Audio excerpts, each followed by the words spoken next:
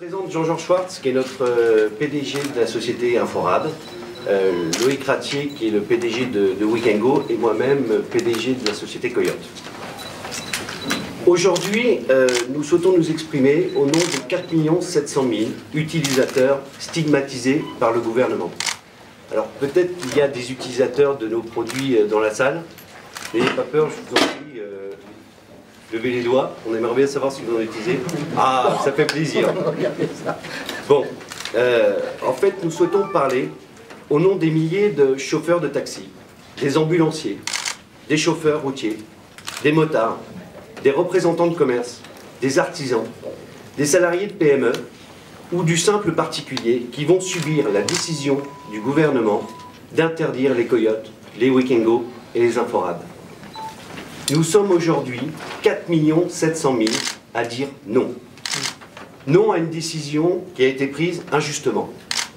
Non à une décision qui a été prise dans l'urgence. Non à une décision injustifiée. Une décision complètement aveugle. Les 4 700 000 utilisateurs de nos systèmes ne sont pas des délinquants. Je crois que c'est ça qui est important. Il faut arrêter de stigmatiser nos utilisateurs.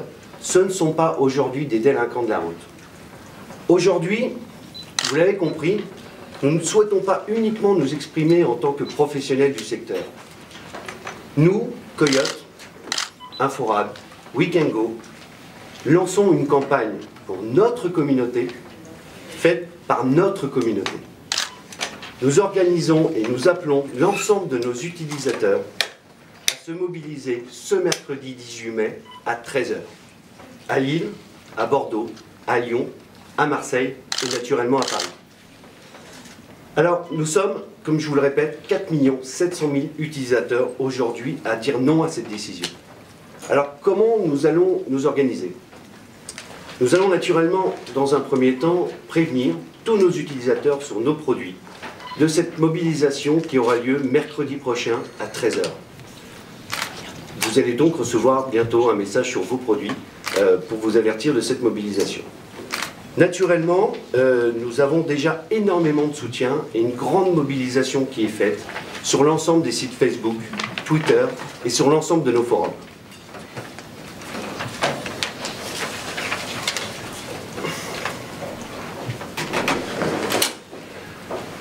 Qu'est-ce qu'il faut comprendre aujourd'hui?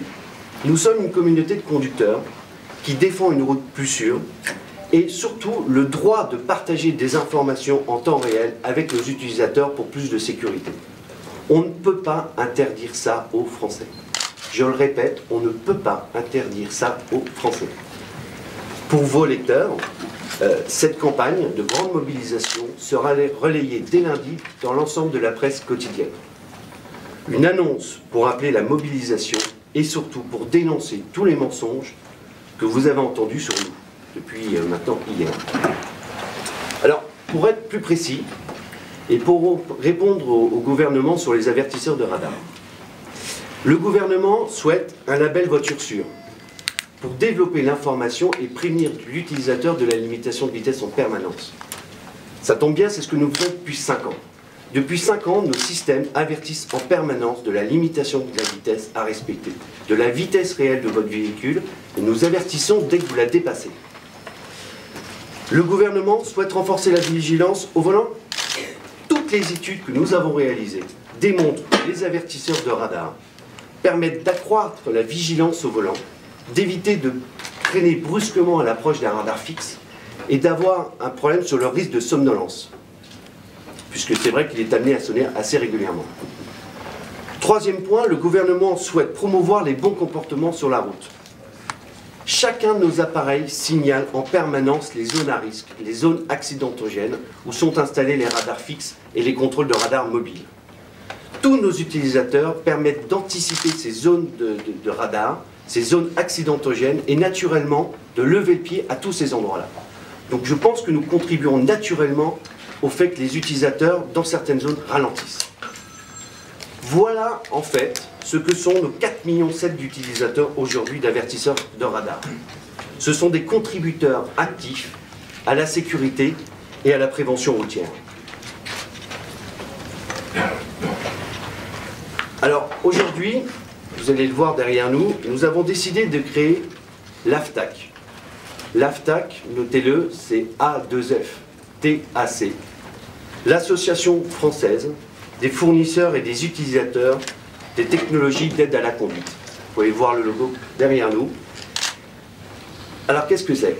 Son objet, c'est quoi? C'est de défendre et de promouvoir l'ensemble des technologies embarquées qui permettent de conduire beaucoup plus sereinement et de faire de la route un endroit beaucoup plus sûr.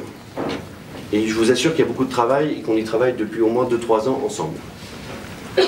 Alors, je vous le répète une dernière fois, notre vrai objectif aujourd'hui, c'est de nous mobiliser et de mobiliser l'ensemble des chauffeurs routiers, des ambulanciers, des chauffeurs de taxi, des motards, des représentants de commerce, des artisans et de tous les particuliers qui souhaitent aujourd'hui faire reculer cette décision du gouvernement.